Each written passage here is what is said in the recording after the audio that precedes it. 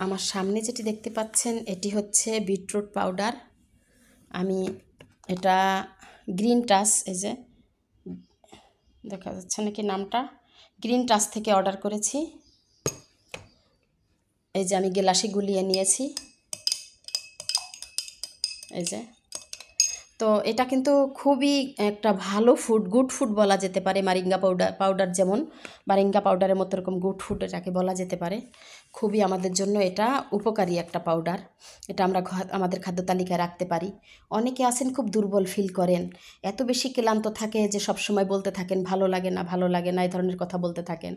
হ্যাঁ, অনেক সময় আমাদের খাদ্য তালিকায় খুব বেশি ন্যাচারাল এবং ফ্রেশ ফুড না থাকার কারণে আমরা দুর্বল ফিল করি। সেই ক্ষেত্রে বিটরুট পাউডার আপনাকে অনেক বেশি সহায়তা করবে।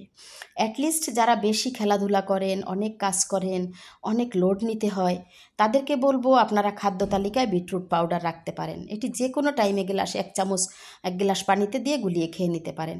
এটি আপনাকে অনেক বেশি এনার্জেটিক করবে, চুল স্কিন ঠিক রাখবে, ব্লাড প্রেশার কন্ট্রোল রাখবে, অন্যদিকে রক্তশূন্যতাও দূর করবে।